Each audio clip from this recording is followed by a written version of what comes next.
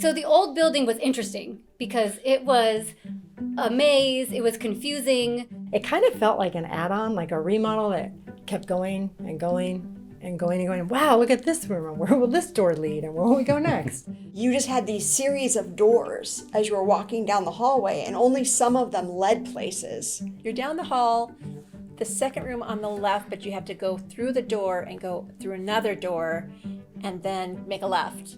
And it's back there somewhere, you know? And I believe it even had, did it have the green carpet in there? Oh, man. I think they just kept spreading that all over the place. So yeah, And the kitchen was definitely decrepit. I remember one time for the Thanksgiving, I bought many turkey and I didn't have the space, and I ended up putting some of them in my restaurant. It smelled like gas all the time. So you you were not supposed to like spend too much time in there because it was kind of like, we're not sure about this. We're not sure why there's a gas leak. It was just kind of odd. So on the outside of the children's building, there were some classrooms, and you had to walk down this little thin pathway, and there was like bushes on this side, and you could almost barely get to the doors. And when you opened the doors, you walked into these little hobbit hole rooms, and they had like these high windows. And I started thinking to myself, this is where we're gonna sit and learn? Like, we're cramped, it was dark. We all knew that the building needed either a huge major renovation or just to be torn down and started over. And I think everybody at the church wanted it torn down and started over because it wasn't the best.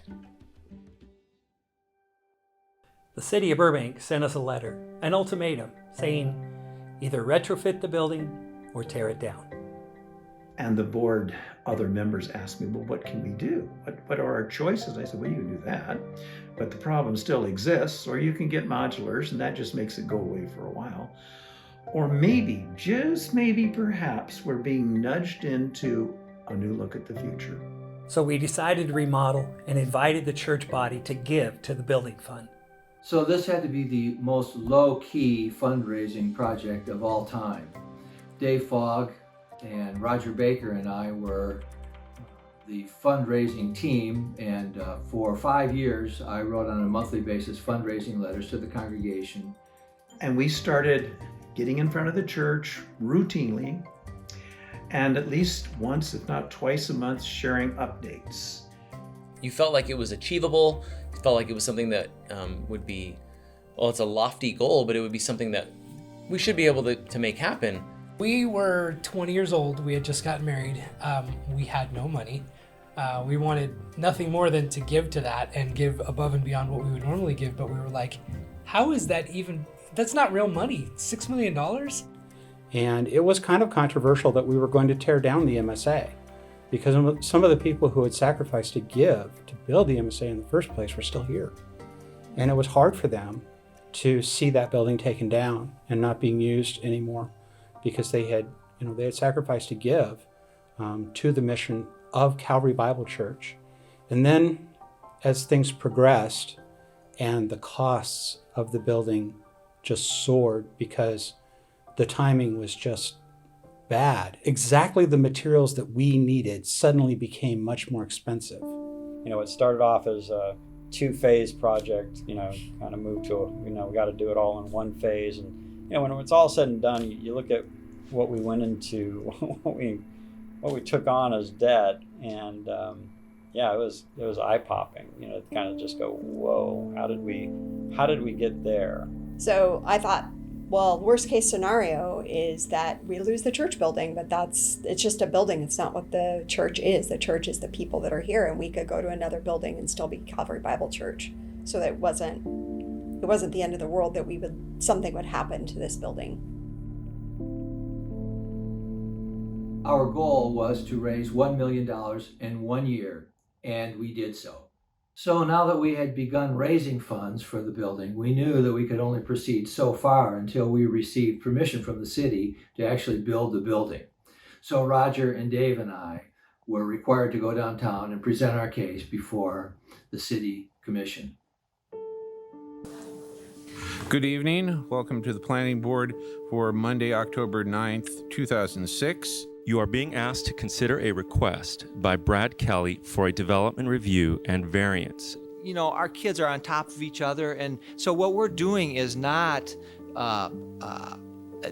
mansionizing our children's educational space, but just trying to provide them with enough room to do what kids do as far as be able to accommodate them both in teaching mode and then when they have their other activities and whatnot. So the space is larger just because we need it. This just isn't an issue about all the grown-ups that are in here, but there are still some children in here, and there are also some children downstairs, and they are very excited about this project too. And so when it went to planning board, there were some people who were not in favor of giving us that variance because they were concerned that we were going to go park out on the street. We were going to park in front of other people's homes in the neighborhood.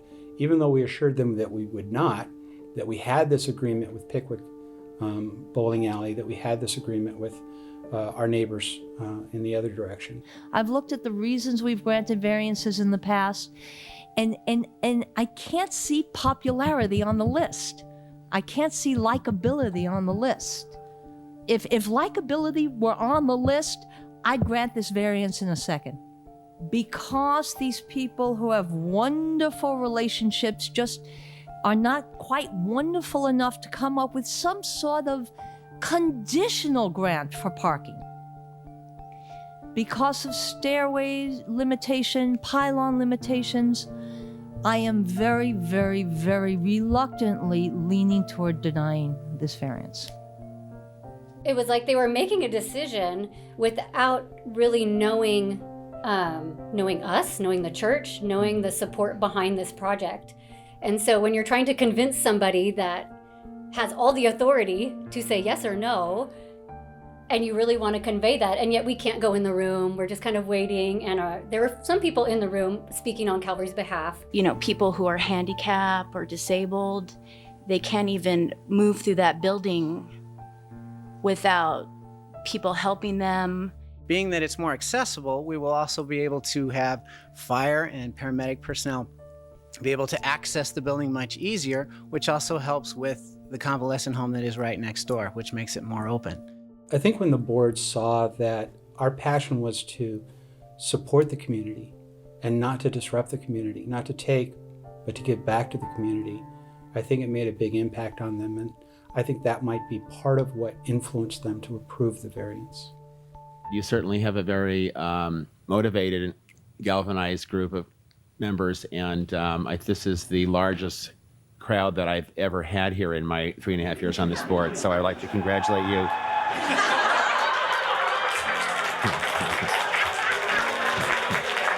As he said that, a mighty cheer came rolling into the room from outside, and it was all these people from the church who had shown up that we didn't know anything about. I didn't even know that we could do overflow, so I've learned a lot tonight.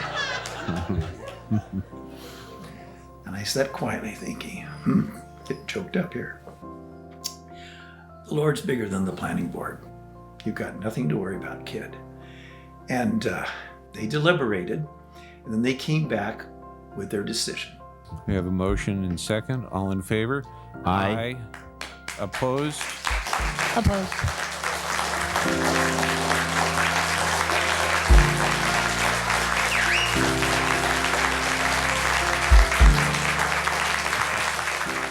And at the end of the night, it ended up ruling in our favor. And it was so exciting because it was like the cheers and the praises given to the Lord for what we were about to embark on. We all clapped and screamed and yelled when they okayed it. We were ecstatic. It was finally going to happen.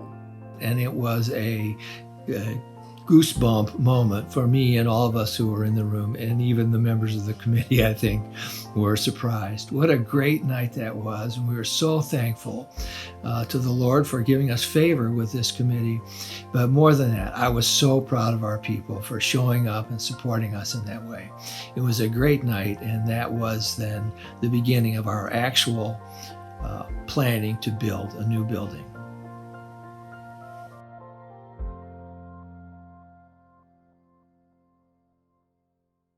So move out happens. And part of move out is getting rid of a bunch of stuff that's in storage that is actually trash. We packed up that whole building with a lot of help. I don't even know where some of it went. So on the last day of Sunday school, before we demolished that children's building, they let us draw on the walls and play hangman and tic-tac-toe and all that stuff, and we all felt like little rebels, and it was really fun. I could see the building coming down little by little, and then I could see it going up little by little, and it was really an exciting time. It seemed to take forever though. Under the building, they found these giant pillars that went down into the ground to actually support the weight of the MSA. This was a dairy, and so the land was very soft because it was used by cows.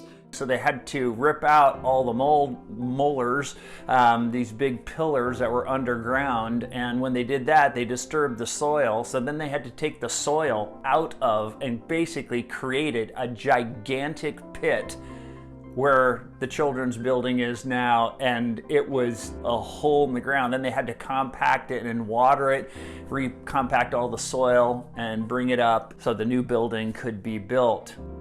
They discovered some asbestos tiles, and it was like, they encountered anthrax or, uranium-238 or something. The guy running the tractor, as soon as he saw the little 9x9-inch tiles, there was a few in the entryway, not a lot, he just got out of his tractor and just left as if, he would die instantly. They made us cover the entire site with plastic, and guys came out in hazmat suits as if, it was like, this major disaster. And I offered to pull up the tiles for them and make them go away, but no, we had to use the EPA approved, super expensive people who took a tile and rinsed it and put it in a sack, and it was pretty ridiculous and extremely expensive. So during the construction build, there weren't enough rooms for fellowship groups to meet, and so we would come first hour to hear the sermon, and then second hour we actually met at a home in Burbank for the Young Marrieds class, which was the fellowship group we had first came to Calvary doing. There's a different vibe when you're in someone's living room and there's 30, 40, 50 of you singing than there is when, say, you're in the choir room or the choir loft.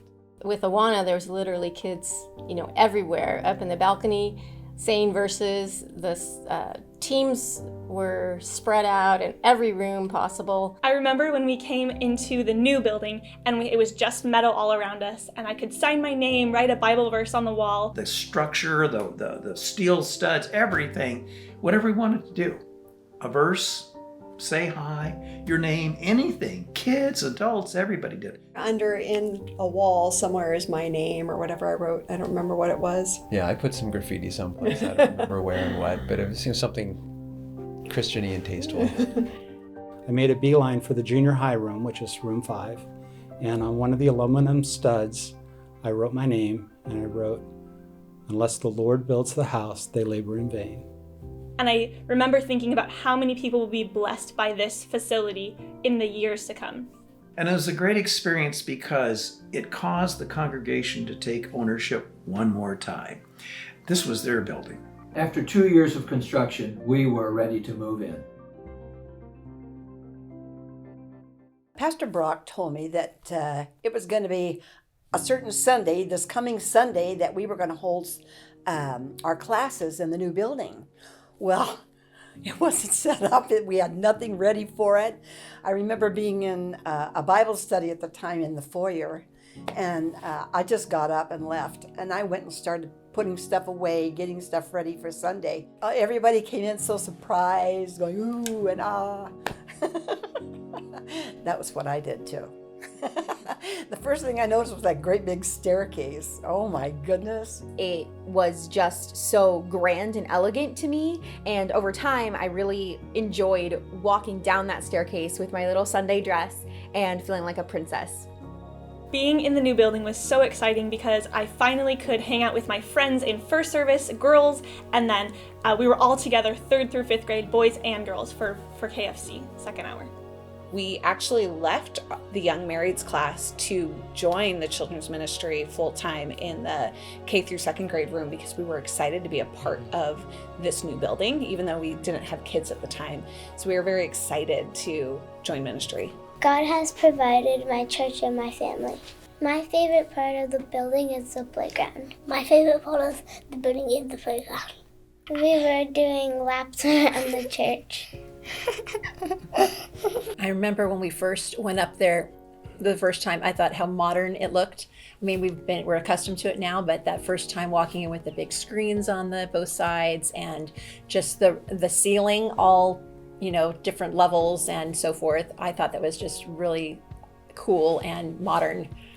And we have a walk-in cooler. You can walk inside our cooler. I remember when we built that one, I'd say, oh, this is bigger, cooler as my restaurant. It was really nice. The biggest one I cooked for 600 people breakfast was the pastor all over the world. They came here. The morning we were first allowed down this hallway, I was here early for something. I didn't have anybody with me. I don't know if the kids were somewhere else or whatever. And I made a beeline because I wanted to see it. And I came in what's now the children's check-in area, and I looked down that hallway, and Brad Kelly was at the other end, and he had done the same thing I did. We started walking toward each other, and we were both just crying. And we were just like, wow, I can't believe it's done. I can't believe it's done. It was just so beautiful. We were both just emotionally overwhelmed because it had been such a battle for so long, so it was really cool. So when we first started talking about taking out a loan to pay for building this building, it was several $1 million, which seemed very daunting. And then at the last line to say, okay, we're going to pay it off in June, and then it didn't happen, I honestly lost faith. I said, well, we gave it a good shot. We tried. But you know what? We are going to need to refinance that little bit at the end. And then it's paid. It's done. It's gone. It was just really reassuring that the Lord really is doing something new and something special here. And here we are in 2023, debt-free. That's incredible. $5.6 million. Wow. According to the world standards, we should not have been able to pay off this building in the timeline that we did, just with COVID and circumstances. God miraculously provided the money to pay off the building. I mean, really, there's no other way to explain it other than the Lord did it. So I'm so thankful for that. It goes against all logic, and yet the Lord has met our need, and I'm thankful to Him for that. The Lord works in spite of us. Didn't matter how low the amount that we thought we needed to raise or how high the amount ended up being that we needed to raise in order to make this building project happen, the Lord can do all things. And so even in spite of us, God can make anything happen. All things are possible with Him. Now we can finally buy Cheez-Its and goldfish for every single classroom on campus. God has His timing, and you know what? He is so faithful to carry it through. He knew that we needed this building. He knew that we would pay it off. He had us in His hands. So to see the Lord provide during that time financially and to sustain us and to keep the body excited and wanting to be here and grow and mature, that is just it's very humbling.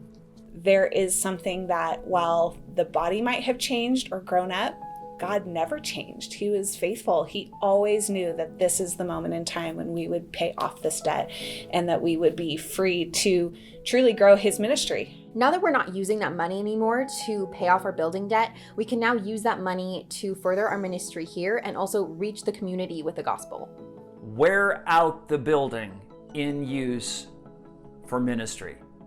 For both your church, for other like-minded churches and organizations, wear out the building. God wants to do great things in and through Calvary Bible Church. And I believe this is an example that has shown people that if we will step out in faith, God is faithful, and He will provide what's needed in order to accomplish what He wants to do. And so going out of the future, it feels like if we do our part to be faithful in terms of leadership, faithful in terms of teaching, faithful in terms of discipling, those kinds of key things, faithful to welcome the new ones who come, that we're basically saying, God, we're ready to accept more people from this community who you might have that we don't know about. I think when you look at this building, you see a testimony of a lot of little faithful moments. It's not a big fancy moment. It's not one big person doing it. It's lots of people doing the faithful hard thing day after day, doing what God has allowed them to do. And I think that that's the encouragement going into the future, is this is what we can do. And yes, we have a building as what we're looking at, and the building's not the end, but the goal is this is the ministry we could do now, because we were faithful in those really small steps along the way. Jehovah Jireh, the Lord provides. Jehovah Jireh, the Lord provides. Jehovah Jireh, the Lord provides. Jehovah Jireh. Jehovah Jireh, the Lord provides.